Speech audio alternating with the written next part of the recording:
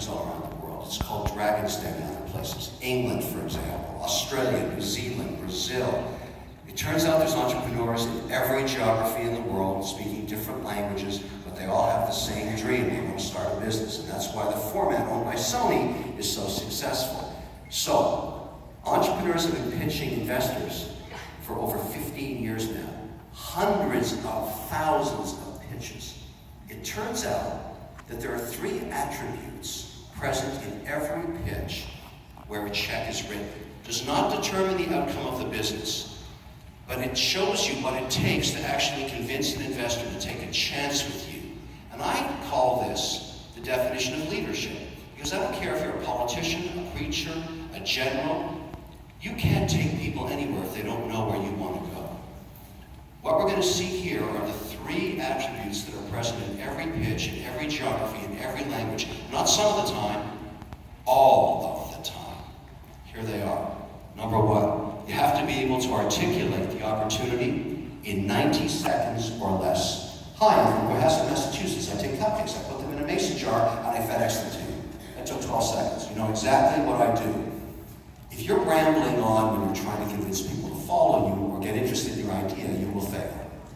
Most pitches are successful. They're articulated in 60 seconds or less if you go back and look at the tape of all the ones that got funded.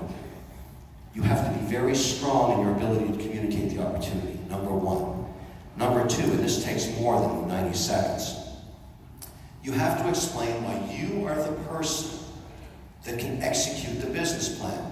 You've explained a great opportunity, but now, why are you the right person to actually do it? Have you done it before? Did you come from a business that was very similar? Has it been in your family for generations? Have you tried 3 times before and failed, and now this is your 4th, and you figure out what you did wrong before? What makes you different than everybody else? Because a great idea without executional skills is worthless. When you put the 2 together, everything changes. Investors get very interested because that means the path of least resistance. A great idea with great executional skills, that has the potential to be profitable. But there's one more, and this is the killer. I have seen the oxygen sucked out of a room twice this size when this is missing. You have to know your numbers. Imagine you've got investors very interested in your deal. They've convinced themselves that you're the right person to execute on the plan. And then they ask you, what are the gross margins? How fast is the market growing? How many competitors are there? What's the break-even analysis? You saw in that tape of Wicked Good Cupcakes that Tracy, when asked what the cost was for her small jar versus large, she nailed it to the cent. She knew exactly what her costs were. She understood her numbers. If you get in front of investors and they want to invest in you, and you don't know your numbers, you deserve to burn in hell in perpetuity, and I will personally put you there. These are the 3 that define success. Today, tomorrow, in 100 years, in 1,000 years, you must know these. They have to be burned into your brain if you want to manage or grow or start or be successful in any business. I teach this to engineers today because 1/3 of every engineering class graduates to start businesses, but they need to know this. Something else you should know from Shark Tank that we've all learned, and I think you're going to find this fascinating, because I'm going to bring you data that's not academic, it's real cash data. In venture investing, which is highly risky, each year you have to make a decision. It's called a going concern test. If you know with certainty that your business is going to fail and go bankrupt in the next year unless you continue to fund it, one option you have in December is to say, let's take it behind the barn and shoot it now. And write it off. And this is the Darwinian nature of business. It happens all the time. And after years and years and years of doing this in over 34 portfolio companies, we started to look at, is there something about the ones that are successful that return cash, that make us money? Is there any common attribute in there that we could understand to help us be more successful for all the ones that were failing? And here's what we discovered. Almost all of my returns on all these years of Shark Tank deals have come from companies run by women. Why? Why is that happening? They don't know each other. They're in multiple geographies, multiple businesses. And look, I'm not trying trying to start gender warfare here. I'd give money to a goat if I could get a return. But what is it about what they're doing that is making them so successful? So we went to work. We gathered the data, and last February at the Betsy Hotel on Collins Avenue in South Beach, we gathered all our CEOs and we shared the data I'm going to give you now. This is interesting. Number one, you've heard that old adage, you want something done, give it to a busy mother. It's very true in a small business. These businesses are the smallest is $5 million in sales, the largest is $500 million, but the average size is 26 employees. Allocating your time and the time of your employees, setting goals for them, letting them do their work ends up being very important, because in a small business, everybody's doing everything all the time, and you want them being as efficient as you can. So this is important, but not as important as this one. This is, I think, the secret sauce. We went and looked at every quarter's goal and then how many companies achieved them. In other words, you set a target for sales, very simple, and then 90 days later you see what you achieved. We looked at 7 years worth of data. In the case of the companies run by men, this isn't academic, this is real cash we're talking about. They hit their targets 65% of the time, which I thought was pretty good. Then we looked at the data from all the companies run by women. And when I say run, I mean the CEO is a woman, the person that takes the risks and makes all the decisions. Not managed, I mean the CEO, the person that is ultimately responsible.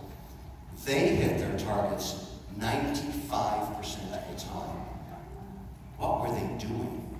And why would that even matter? They were setting sales goals significantly lower, sometimes 30% lower, and hitting them 95% of the time. So what? Why is that good? Why would that manifest itself in a change of return on capital or cash flow stability? Here's why. In a company that is constantly hitting its goals consistently, the culture changes, and it becomes very sticky. A great analogy would be, if your basketball team is winning every season, you never want to get traded. You never want to leave. You want to stay with the winners. In companies where you constantly hit your goals, you don't want to leave. Why does that matter? Because you have basically no staff turnover, no disruption to the business operations. The man or woman running revenues or sales or logistics or accounting or manufacturing sourcing that is leaving, there's no disruption, cash flows are more stable, returns to investors are better. When I saw this data, I thought to myself, this is sheer genius. Of course this makes sense. Why in a private company would you set goals you don't achieve? How stupid is that? You're only fooling yourself. So we told all our CEOs, you lower your targets to what you can achieve 90+% of the time. And already since February, our staff turnovers dropped dramatically. Our cash flows are more stable across the whole portfolio. This is a big deal. It really matters. But there's more. You know, if you're running a business, there are 3 constituencies you have to listen to. The greatest attribute of an entrepreneur is their myopic focus on success. They have a dream, they have a vision, they stay awake 25 hours a day trying to achieve it. But it's also their greatest weakness, and here's why. Businesses that are successful, achieve their first $1 million in sales, have great leadership. Men and women that are just focused on success. But at that point, after you've got more than one customer, you have to start listening to your customers. Not arguing with them, listening to them, understanding what they want. Secondly, you have to listen to your employees because they know where your problems are long before you do. And there's a third constituency as well, your bank or the investors that took a chance with you. All 3 of those has to be a constant source of information because there is no such thing as a straight path to success. The market changes, and when you don't see it coming, it's like a train coming screaming down the track, and it runs you over. Most entrepreneurs that fail at the 3 to 5 million in revenue because they don't put their ears to the track, they never see the train coming, the market changes, and it runs them over. I meet them all the time. I know now which ones are going to make it and which ones aren't, because great entrepreneurs assimilate data and they pivot. They change, even though they believed from the beginning, they had one vision, they change their direction when they hear the data coming at them. This is an attribute most often found in successful women because they realize the world has pivoted on them, and they do the same. And that's what we've learned is incredibly important. One more. Think about this. You start a company. Somebody buys your product or service. They enjoy the experience. They now have in their mind that if they buy it again, it's going to be the same experience. It's going to be something they enjoyed because they liked it the first time. They buy it a third time. And they're reinforced because it tasted or worked as they expected. What's happening there is incredibly valuable beyond the product sale. By the time someone buys or uses a service a third time, you are building a brand. They assimilate the product with the company, not you. You're just a person working in there. Now your company starts to become incredibly valuable. That's the good news. Here's the bad news. 25 years ago, if you bought a cupcake, let's go back to that, and it's stale or the jar was cracked, you had one option. You called up customer service and asked for a refund or a new cupcake. Not today. When a customer is unhappy, they go online and they go nuts. And they do irreparable damage to your brand. They're so motivated. Think about the airlines recently. A dog dies in the luggage compartment. Somebody gets dragged off the cabin. Do you know how much damage is being done there as that video goes viral? It's very expensive to a business to recover from that. And that's just one example. I carry this phone with me all the time, this red one. I have another one my family can call. But this has every single occurrence of an alert to any of my companies or products. Because the minute something goes awry, I see it on there, and I call the office and say, what are we doing? And I'll tell you why we have to solve that problem right away.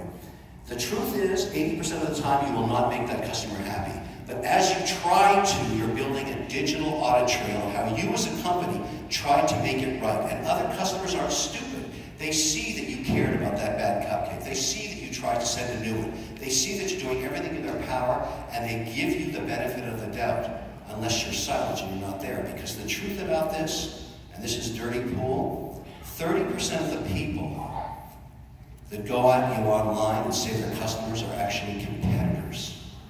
Try to tear down your business. And you have to be very sharp and aware of that and make sure you fix it. That's the nasty nature of social media today, particularly in service businesses like hotels or anything to do with a rating system. Your competitors are constantly rating you at 0, even though your service is at 10.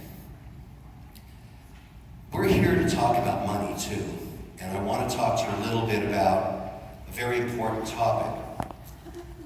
You think about your own personal wealth, and in America, freedom has nothing to do with the greed of money. Entrepreneurs pursue entrepreneurship to be free. Most of them that are successful don't remember the day they became wealthy. They were pursuing a business with such passion that they became free as a result of being successful. Freedom allows you to spend your time doing whatever you want. And I think it's a very noble pursuit. It's not for everybody, but you have to work very hard. It's a very difficult life in the beginning, but in the end, you're free to make your own decisions. You don't have to pick up the phone if it's ringing if you don't want to. That's what entrepreneurship is about, to pursue freedom. When I graduated from college, my mother said to me, this affected me in a big way. Look, you're graduating next week. Good news is I'm going to be there. Bad news is, no more checks. I said, what do you mean, Mom? I don't have a job. You got to write me a couple of checks here. I'm going to have to find a job. She said, the dead bird under the nest never learns how to fly. I said, Mom, that's a great moment. I need some cash. She didn't give me any, and I had a very tough couple of years. But it worked out, and I understood what she was doing later in life. When she passed away, I was the older brother, and I became the executive for her estate. And the lawyers called me and said, look, you've got to come down here because your mother kept a secret account from both of her husbands. She was married twice, and she died a very wealthy woman. And I always wondered where she had all that cash, how she got it. She kept a portfolio of 21 large cap stocks and a whole bunch of telco bonds.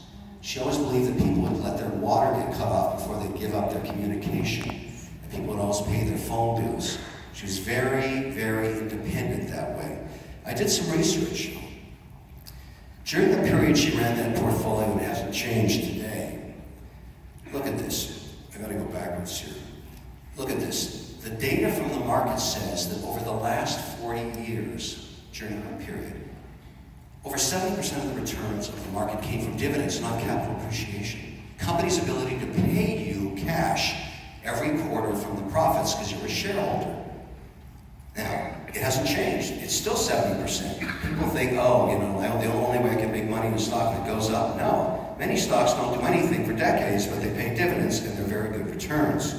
So here are my rules of investing. I'm not saying you should do it, but these have served me very well for a long period of time. Number one, diversification is the only free lunch. I never let a stock become more than 5% of my portfolio. Last year, my winners were Boeing and Apple. Both paid dividends, both were growing. Every 90 days, I have to sell them down to 5%.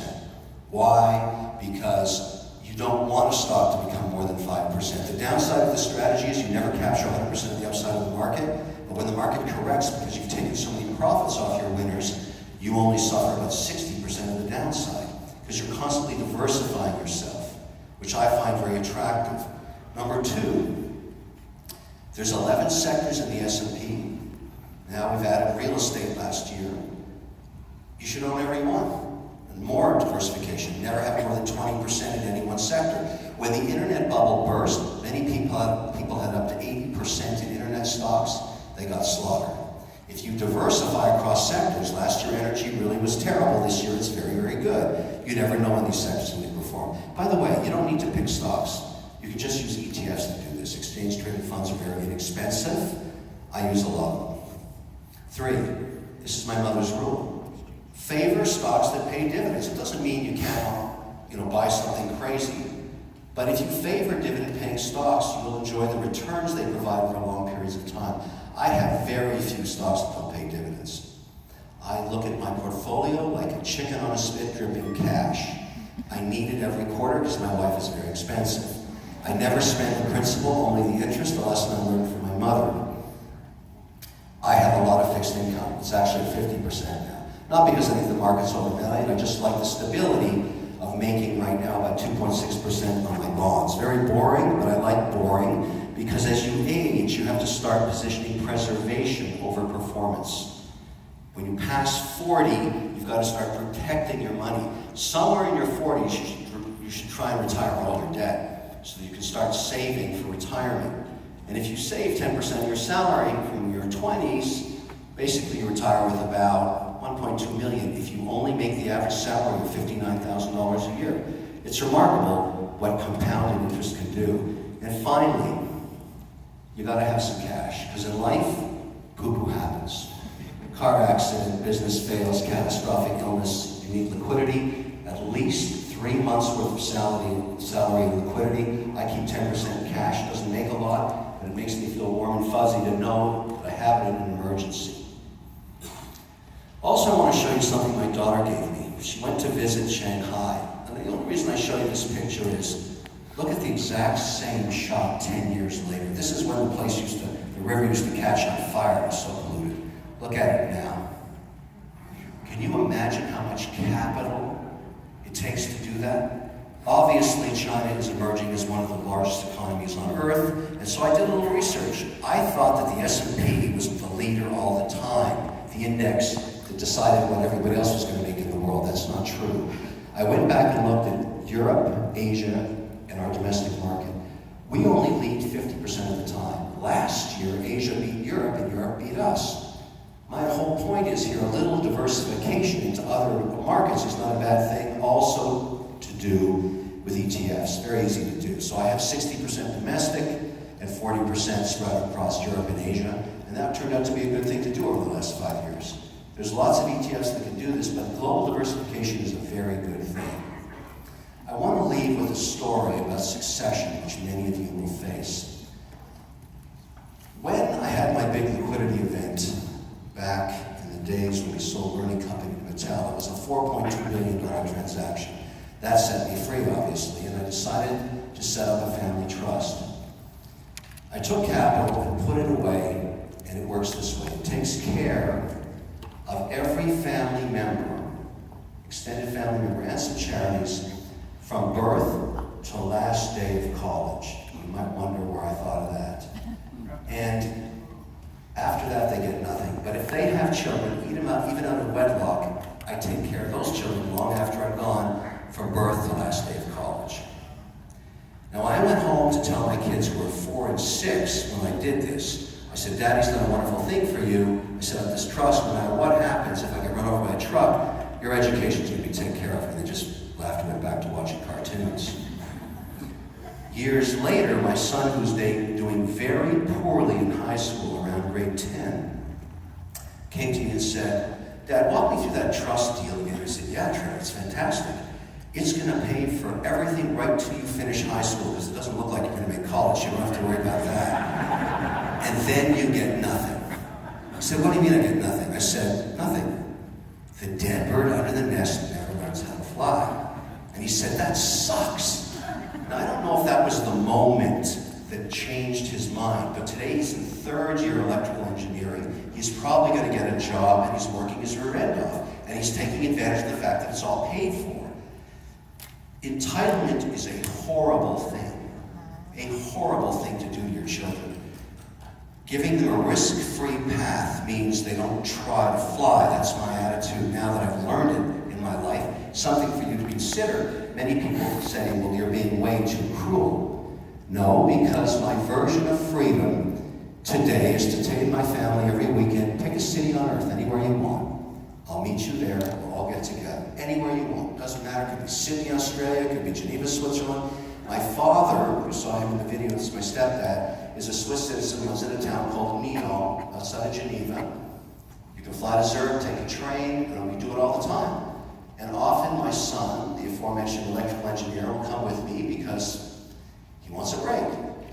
We fly to Zurich on a Friday, we return on Sunday, we have dinner with George, come back. I know it sounds crazy, but that is the definition of freedom. You can take the friends, the girlfriends, boyfriends, whoever wants to come. Every weekend I do this. It's very good to get your family together, and I can afford to do it, and I deserve it because I worked hard to get here.